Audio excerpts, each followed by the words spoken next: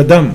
C'est pour ça que Eliyahu Hanavi et Mashiach qui vont représenter les outils principaux de la délivrance du monde, Yasku rak la sot shalom baolam.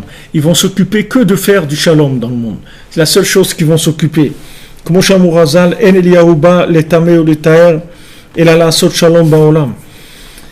Eliyahu Hanavi, il ne va pas venir pour commencer à purifier les impurs et pour rendre impurs ceux qui sont purs, c'est-à-dire il ne va pas commencer à venir à faire des jugements. Il va venir uniquement pour faire de la paix. Et aussi, Mashiach, il s'appelle Sar Shalom, il s'appelle un prince de paix, un ministre de paix, quelqu'un qui sait administrer la paix dans le monde.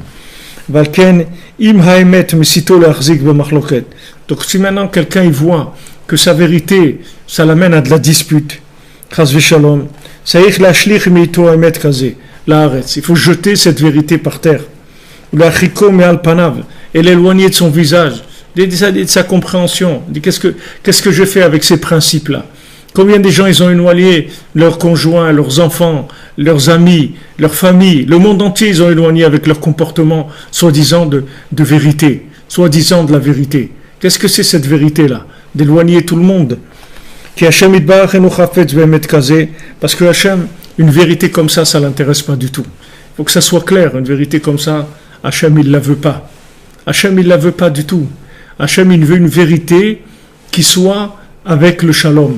Et le shalom, il est plus que la vérité.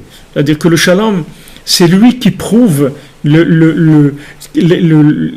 vérité de la vérité, si vous voulez. Une vérité qui est avec de la paix et du shalom, alors ça veut dire qu'elle est vraie.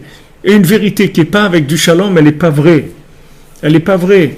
Regardez, même les gens qui ont construit la tour de Babel, ils étaient béchalom entre eux.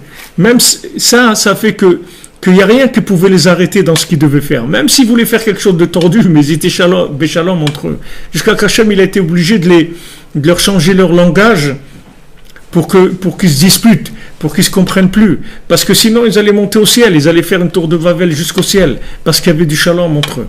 C'est-à-dire que le shalom, c'est le régulateur de la vérité. C'est-à-dire quand vous voyez qu'une vérité, elle entraîne de la dispute, alors il faut reculer, c'est tout. Il faut que la vérité, elle soit avec du shalom. Sinon, c'est pas une vérité, elle n'est pas viable. Elle n'amène rien du tout dans le monde. Elle aide personne, cette vérité. Ah, c'est vrai, mais c'est la façon de la présenter qui compte. C'est pas si elle est vraie. En haut aussi, tout est vrai. Dans l'autre monde, tout est vrai. Encore plus vrai que tout ce qu'il peut y avoir ici. Et pourtant, le monde, il est dans l'état où il est. Pourquoi? Parce qu'il n'y a pas une diffusion de la vérité au niveau de ce que les individus sont capables d'accepter, de reconnaître. Du moment où il y a la moindre imposition, on veut imposer quelque chose, ça ne marche pas. Ça ne marche pas. Si on veut imposer, ça ne marche pas. Tant qu'on voudra imposer la vérité, ça ne marchera pas. Par contre, embellir la vérité, la rendre agréable, la rendre viable, la rendre sécurisante, la rendre attirante, tout ce que vous voulez, ça, il n'y a aucun problème, c'est ce qu'il faut faire. Mais sans aucune violence, sans aucune rigueur, sans vouloir imposer quoi que ce soit à qui que ce soit.